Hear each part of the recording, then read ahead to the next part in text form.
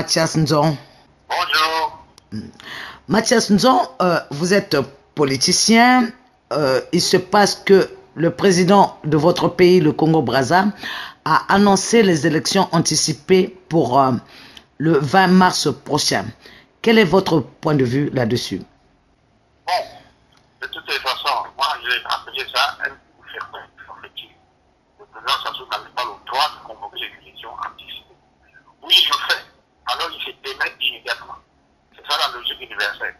Donc, quelqu'un qui est au pouvoir, qu'il soit premier président de la République, convoque les élections anticipées, il doit immédiatement démissionner parce qu'il ne peut pas organiser ces élections-là. Donc, par contre, là, je ne suis pas d'accord avec lui.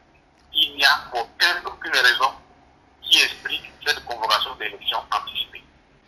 Donc, vous prenez part aux élections ou pas? On ne va prendre part à des élections illégales. Ces élections sont illégales. Moi, je suis un homme politique, je suis légaliste. Pourquoi voulez-vous vous échapper aux élections illégales? Le président Sassou a fait un coup d'état constitutionnel. Il vient de faire il a fait un marché en promulguant une constitution qui n'a jamais été soumise à vote au peuple congolais. Et maintenant, il convoque les élections anticipées alors qu'il n'y a aucune disposition constitutionnelle ou réglementaire qui l'autorise à convoquer des élections anticipées. Il a promis encore une autre forfaiture. C'est un véritable coup de force. On ne peut pas passer ce genre d'élections. C'est des élections illégales. Ce qu'il faut, c'est tout faire pour empêcher que ces élections se suiviennent. Alors, Monsieur Nzon, vous aviez déjà boycotté les élections en 2002. En 2009, vous avez appelé encore à boycotter. Est-ce que le boycott n'a pas servi jusque-là de boulevard à Denis Sassou Nguesso qui s'est imposé à 2 reprises pendant les 2 dernières élections? Bon, d'abord en 2002, je n'ai jamais appelé au boycott, je n'étais pas candidat. Voilà, en 2009, pardon, excusez-moi, en 2009. En 2009. Voilà. En 2009, ce n'est pas moi qui ai demandé de boycotter les élections.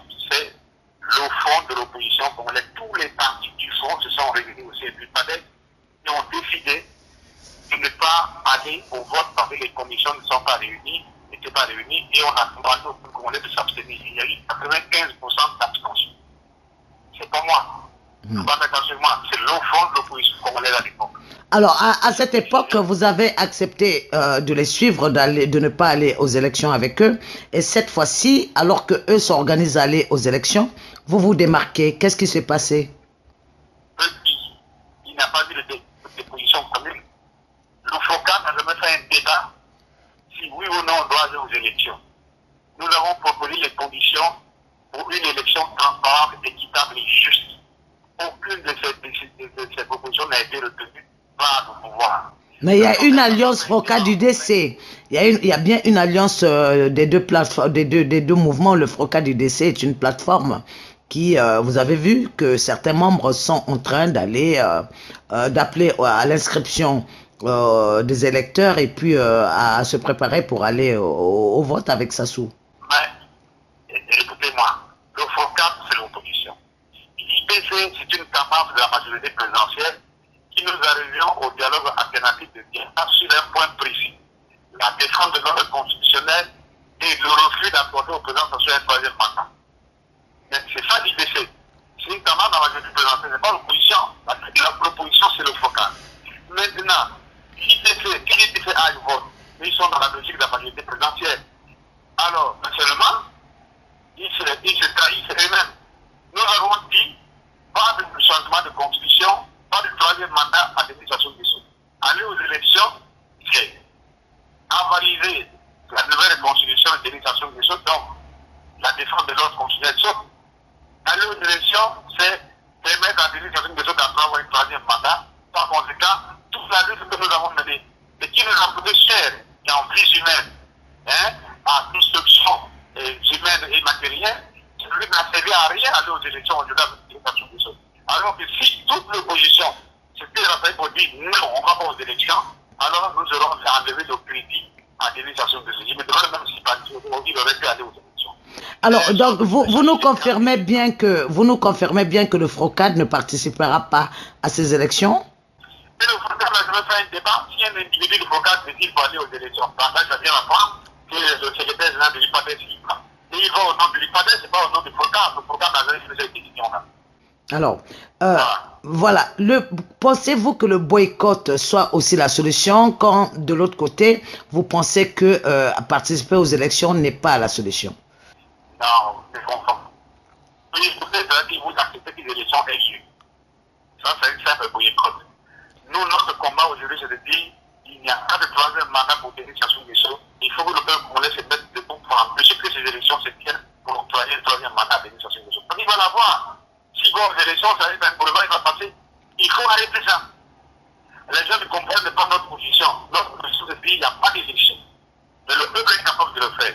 Mais comment vous allez faire qu'il n'y ait pas d'élection quand Sassou le décide? Mais il faut que le peuple se mette debout, il ne pourra pas. Qu'est-ce que ça peut faire sans un peu plus? Rien du tout. Mais vous avez bien vu que le 20 octobre, Sassou a agi contre son peuple. Il y a eu des morts d'hommes.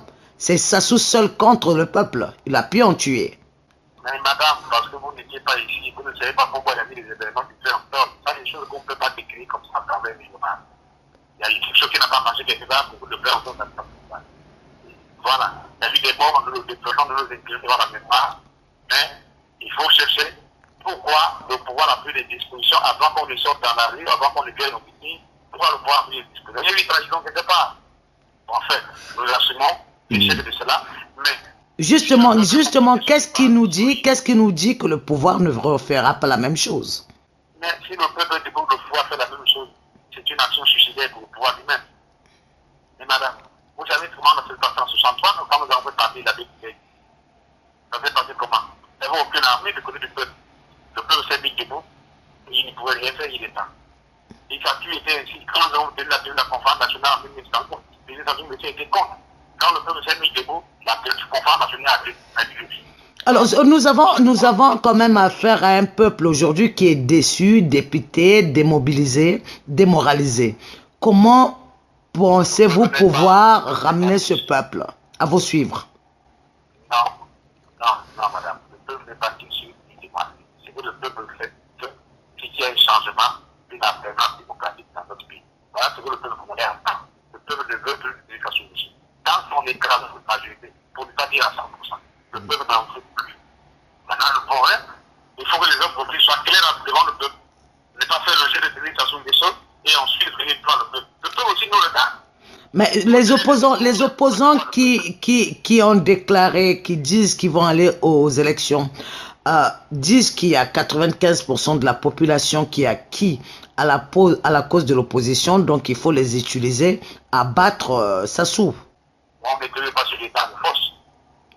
Pour accompagner Sassou, je vous dis bien que le résultat de Sassou est déjà arrivé. Tout est déjà fait. Lisez la loi et le temps qu'on vient de publier. Lisez le décret qu'on a publié hier sur la CNI.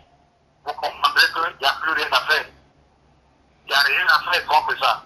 Ce qu'il faut, c'est empêcher ces élections. Il faut que les gens se réunissent, que les gens se retrouvent pour définir un accord politique. C'est seul un accord politique qui permettra de refonder la gouvernance de l'État qui permettra d'aller au bon élections. Tant qu'on n'a pas négocié ce rapport politique, il faut se mobiliser pour créer un rapport de force qui demande, qui amène à s'asseoir pour un accord politique. Donc, c'est tout ce qu'on fait là, c'est n'importe quoi, ça n'a aucun sens. Est-ce que vous aurez ces assises afin d'aller à un accord politique, à cet accord politique? Mais il faut se battre pour qu'il en soit. Il faut se battre. Ce n'est pas en déclarant par les chambres que ça va venir. Il faut se battre, il faut se mobiliser pour le se mettre debout pour obtenir que cela se réalise. Alors, comment le faire? Comment le faire quand il y a déjà des voix qui se sont prononcées pour aller aux élections? Oh là là, donc je dois dire à la télévision. Non, il faut réfléchir. Mais vous êtes à la diaspora, vous avez lancé un mot là-bas. Il faut réfléchir qu'est-ce que nous devons faire pour briser notre peuple. C'est à ça que nous pouvons travailler. Alors, pour en revenir aux élections anticipées de Sassou, vous avez souvent sollicité la communauté internationale pour qu'elle participe au processus électoral. Où est-ce qu'on en est? Nous sommes toujours pour les négociations avec la communauté internationale. Rappelez-vous, nous avons demandé le peuple de nous proposer. Ils nous ont demandé de trouver les médiateurs africains. Nous l'avons proposé. Notre médiateur n'a pas été pris et nous avons venu ici au Congo un représentant du secrétaire des Nations Unies. Il a fait 2 voyages au Congo, malheureusement ça a été une échec sa mission. Mais nous ne nous décourageons pas. Ce que nous voulons, c'est une médiation internationale. En même temps, c'est qu'on est clair de la rapport de force pour que nous puissions nous asseoir. Voilà les propositions que nous faisons. Est-ce que cela est-il possible encore d'ici le 20 mars? Écoutez, nous proposons que Denis Sassou Nguesso annule ces élections du 20 mars. Qu'elles ne se tiennent pas, qu'il les renvoie aux dates prévues pour ça, c'est-à-dire la fin de son mandat, et juillet prochain. Ensuite, ces élections annulées, la classe politique va se retrouver pour signer un accord politique. Il y a deux constitutions dans le pays. Il faut les laisser de côté. Il faut en venir à l'accord politique. Signer un accord politique, comme les populations ont fait la sorte de transition, de signer un accord politique. Et sur la base de cet accord politique, nous allons refonder la gouvernance électorale. Une fois la gouvernance électorale refondée, c'est-à-dire la publication d'une loi électorale claire et juste, la mise en place d'une commission électorale indépendante paritaire, l'organisation d'un responsable spécial paritaire et la revue du découpage électoral. Et la mise en place des conditions permissives. Quand nous aurons fait tout ça, alors nous irons aux élections en Chine. Il n'y a pas que la classe politique décidera. Nous irons aux élections et en ce moment, nous verrons qui sera gagnant et il se trouvera forcément une alternance dans notre pays. C'est la seule voie royale qui nous permettra de régler le problème du Congo sans faire le sang. Voilà. Justement, les opposants qui vont aux élections disent avoir appelé à la participation au recensement afin de faire en sorte que Sassou rentre dans les règles constitutionnelles, dans les règles de la CENI normale et de prendre en compte toutes les populations, toutes les personnes qui... Tout ça c'est ridicule. Vous avez dit le film ou décret qui donne la composition de la CENI, vous verrez que c'est du percutant. Ceux qui vont aux élections vont s'amuser. C'est une hérésie. Ceux qui vont aux élections s'amusent. Ils ont trahi leur propre peuple, ils ont trahi le peuple congolais. C'est tout ce que je peux dire par rapport à vous. Je vais poser plusieurs questions sur le peuple. Sur le peuple congolais, quelle stratégie pour l'opposition? La vraie. D'accord. Rapidement alors, dites-nous quelle pourrait être la vraie stratégie pour que le peuple se mobilise et pour mettre hors d'état de nuire le dictateur Sassou. Je viens de l'avoir indiqué. Il y a deux points. Un, permettre qu'un vrai dialogue se mette en place pour conduire un accord politique. Deuxièmement, mobiliser le peuple pour créer un rapport de force qui permette que tout le monde réfléchisse devant la mobilisation du peuple. Il n'y a pas d'autre solution que ça. Le reste, là, c'est une hérésie. Les gens qui n'ont rien compris font n'importe quoi. Et laissez faire. Ils auront une réflexion. Mathias Nzon, vous avez été un proche collaborateur du dictateur Denis Sassou Nguesso. Vous savez son opiniâtreté. Vous savez qu'il ne respecte aucune règle. Alors, comment pensez-vous un seul instant qu'il pourra être légal cette fois-ci? Nous avons été les partenaires au FDP. Lorsqu'au FDP, nous avons vu que la vie était fou, il fallait la priver de libérer. Donc ce n'est pas d'aujourd'hui. Vous avez compris? Nous, l'UPLN était membre des FDP. Quand nous avons dit quoi FDP, la ligne politique, la ligne sur laquelle nous travaillons était de république en faveur des intérêts du peuple, alors l'UPLN a décidé de libérer. Et c'est depuis que nous avons pris des positions sur le nom d'aujourd'hui. Vous voyez? Pas d'aujourd'hui que nous nous sommes réveillés, ce n'est pas attendu, matin on se levait pour dire qu'on est en faisant tout ça. Nous sommes des opposants civiques. Donc on sait de quoi ça tourne. Et si vous êtes des dictateurs, mais tout le monde est parmi les dictateurs et on sait comment féliciter les dictateurs.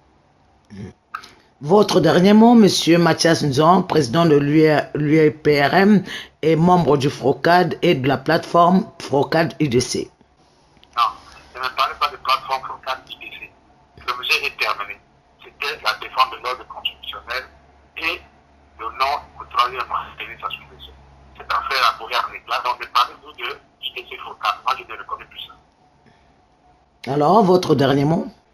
Mon dernier mot, c'est d'appeler tous les patriotes, tous les rebelles démocrates comme moi, à se mobiliser activement, à faire en sorte que notre peuple se mobilise, pour barrer la route au dernier acte qui est tout. Alors, mais est-ce que vous avez espoir quand on voit ce qui se passe au Burundi et que l'Union africaine tout dernièrement n'a même pas pu s'accorder pour envoyer une troupe d'interposition dans ce pays-là, qui voit son peuple se décimer du fait d'un homme qui s'accroche au pouvoir? Mon activité militante, je suis militant depuis l'école, après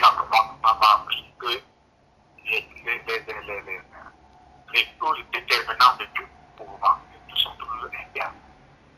Les causes déterminantes de tout mouvement sont toujours internes. Donc ce qui importe, c'est la mobilisation du peuple congolais, la communauté internationale suivante. Vraiment s'opposer au peuple congolais. Et ça c'est très important, il faut que tous ceux qui font la politique tirent les leçons. Et c'est ça, c'est la leçon de l'histoire. Merci Monsieur Ndjon, merci Mathias Ndjon. Merci beaucoup, ma fille.